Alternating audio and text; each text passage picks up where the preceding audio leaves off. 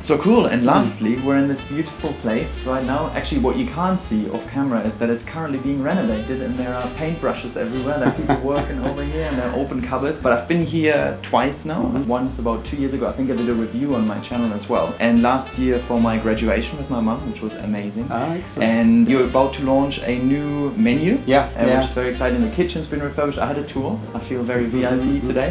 And we're obviously sitting in this very comfortable environment. Tell us a little bit about your motivation of opening it and about the menu, because it's not purely vegan, it's vegetarian also. So over to you. I guess when I first graduated, when I was 19, 20, my first dream was to open a vegetarian restaurant. Oh, wow. And I did do that. And you've done? But I did it back then. Oh, okay. So 20 years ago, I did it when I was 18, 19, but very unsuccessfully. Oh, okay. With my vegan friend. Was this here also? University. It was in Norwich. Another yeah. part of Norwich. It was called the Cotton Club, and it was vegetarian, no smoking, and we played live jazz. Oh, wow. This was back in the 80s. I would go. 86, 87. Nice. The problem was, back then, there wasn't such a thing as a non-smoking restaurant.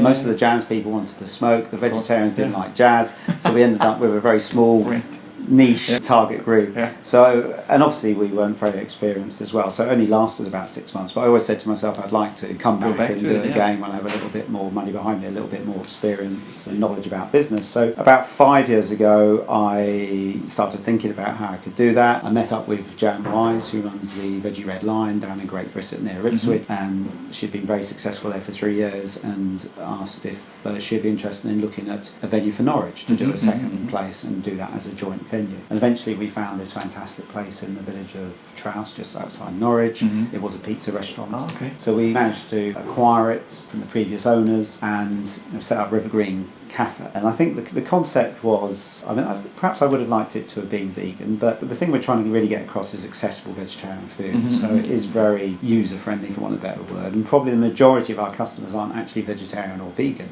They come in because they like the food, they like the venue. So that's where the educational piece comes in as well. Oh, nice. Yeah, so hopefully we're not just preaching to the converted. We're getting a lot of people in. And sometimes they come with friends and relatives. So you get a group of 6 people, 1 or 2 of them are vegetarian, and you're introducing 3 or 4 other people that aren't vegetarian or vegan.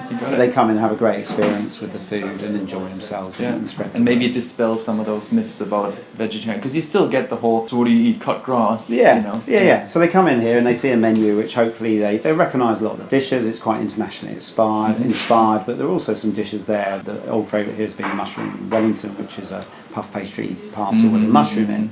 And it tends to be that the more traditional, sometimes usually male meat eaters will go for something like that with vegetables and potatoes or chips, because it's something that they recognise.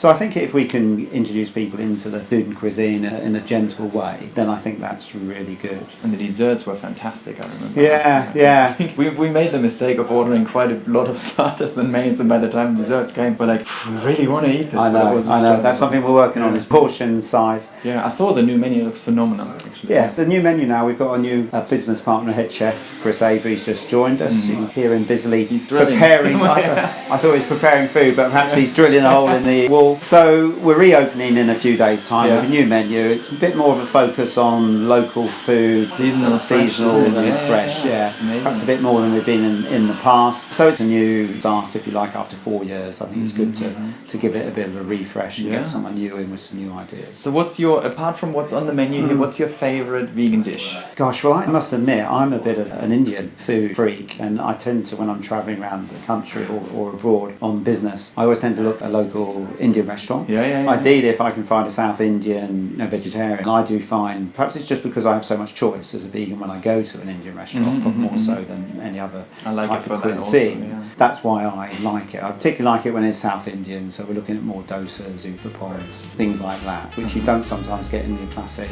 curry house.